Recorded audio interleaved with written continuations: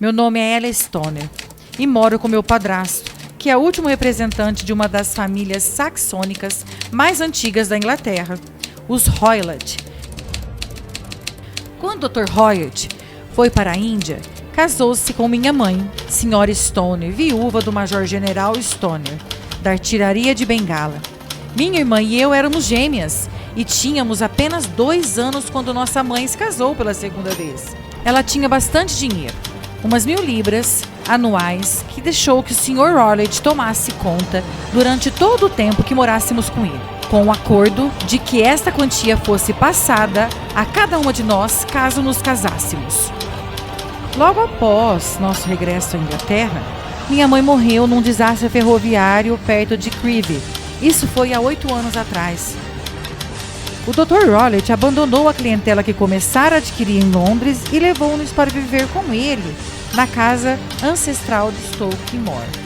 O dinheiro que minha mãe deixara era suficiente para todas as nossas necessidades e parecia não haver impedimento à nossa felicidade. A essa altura, meu padrasto transformou-se completamente. Em vez de cultivar amizades e trocar visitas com as famílias das vizinhanças, fechava-se em casa e raras vezes saía, a não ser para discutir ferozmente com todos aqueles que encontrasse. O temperamento violento aproximou-se da loucura e, no caso do meu padrasto, creio, foi agravado pelo fato de ele ter vivido num país de clima tropical. Houve uma série de brigas vergonhosas, 2 das quais terminaram no posto policial. Tem paixão também por animais selvagens na Índia, que recebe mandados por um amigo. Atualmente tem um leopardo e um macaco que andam livremente. São temidos pelo povo, tanto quanto o dono. O senhor deve imaginar, pelo que eu estou lhe contando, que minha irmã e eu não tínhamos qualquer prazer na vida. Nenhuma empregada ficava conosco e durante muito tempo nós é que fazíamos todo o trabalho da casa. Ela tinha apenas 30 anos quando morreu e é da sua morte que eu quero lhe falar. Deve compreender que, levando a vida que tenho descrito, era difícil estar em contato com as pessoas da nossa idade e posição. Tínhamos, todavia, uma tia solteirona, Sra. Honoria Westphal, que mora perto de Harrow, e de vez em quando tínhamos permissão para lhe fazer uma visita breve. Julia esteve lá no Natal, há 2 anos, e encontrou um major da marinha, de quem ficou noiva. Meu padrasto soube do noivado quando ele voltou para casa. Não fez nenhuma objeção. 2 semanas do dia fixado para o casamento, deu-se um acontecimento terrível que levou minha única companheira embora. Na noite de Natal, o Sr. Hoylett foi para o seu quarto cedo, embora soubéssemos que ele ainda não estava deitado. Minha irmã ficou incomodada com o cheiro de um tabaco forte que ele costumava usar, de charutos indianos. Ela deixou o quarto dela e veio para o meu, onde ficamos conversando sobre os preparativos para o casamento.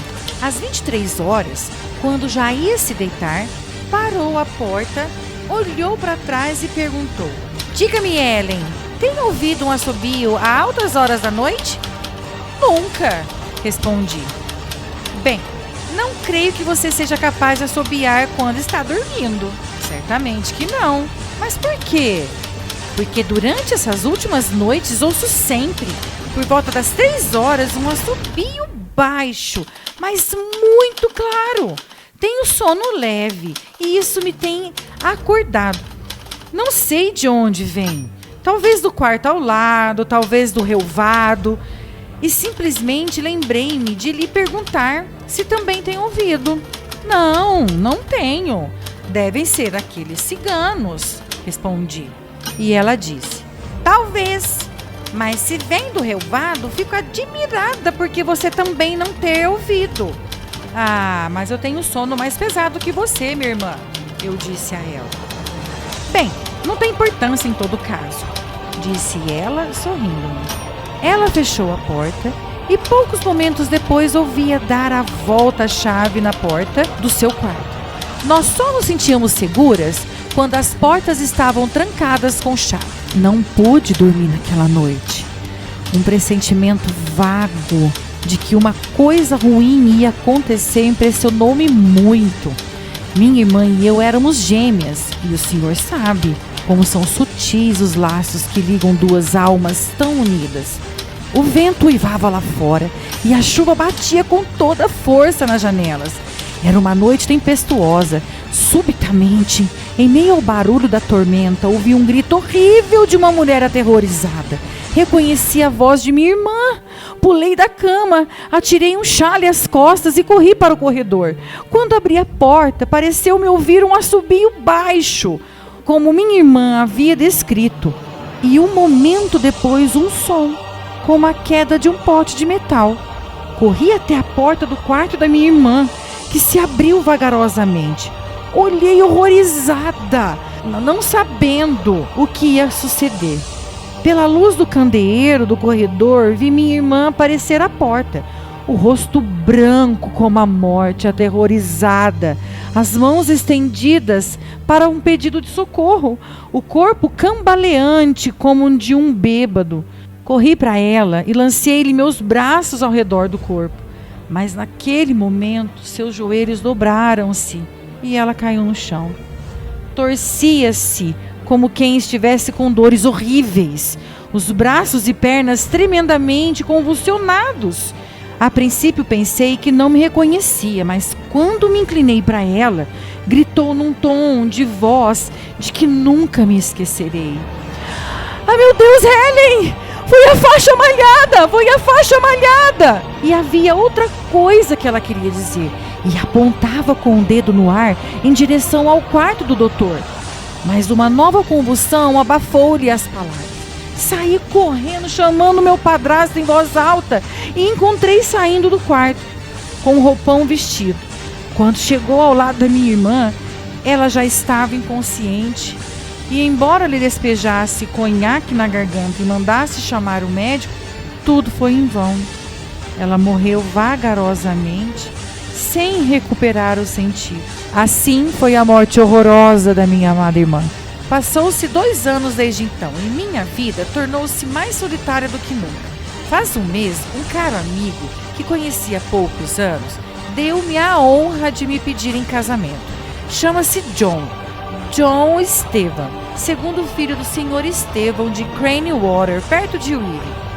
Meu padrasto não se opôs ao casamento e pretendemos casarmos na primavera. Há 2 dias começaram algumas reformas na ala oeste da casa e furaram a parede do meu quarto, tanto que tive de mudar-me para o quarto onde morreu minha irmã e dormir na mesma cama onde ela dormia. Imagine então como tremi de horror quando ontem à noite, estando acordado e lembrando-me do seu triste fim, ouvi repentinamente, no silêncio da morte, o assobio que precedeu a sua morte. Levantei-me apressada e acendi a lâmpada, mas não havia nada no quarto. Fiquei demasiadamente assustada.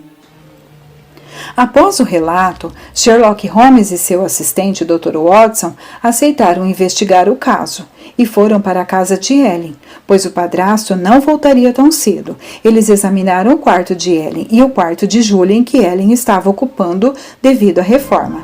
Examinaram cada coisa que estava no quarto. Viram uma campainha ao lado da cama. Desconfiado, Holmes puxou a campainha e concluiu que ela era falsa. Depois foram para o quarto do doutor. Holmes viu um cofre e sobre ele havia um pires de leite. Holmes disse a Ellen que dormiriam no quarto de Julia, pois eles investigariam o barulho que a incomodava. Naquela noite, Holmes e Watson ficaram atentos, mas o Dr. Rollot não desconfiou. De repente, às 3 horas, eles escutaram um assobio. Holmes acendeu um fósforo e bateu com uma bengala na corda da campainha. E perguntou ao Watson se ele havia visto algo, mas o Watson estava com sono e não havia percebido nada. Porém, em segundos, começaram a ouvir gritos de dor. Então Watson pegou seu revólver e seguiu Holmes, que ia em direção ao quarto do doutor. Bateram na porta. Sem resposta, entraram no quarto. Em cima da mesa havia uma lamparina. O cofre estava aberto. Ao lado da mesa estava o Dr. Rolott, com o olhar para cima e fixo. Havia uma faixa estranha na testa. Então Holmes disse ao Watson: a faixa malhada.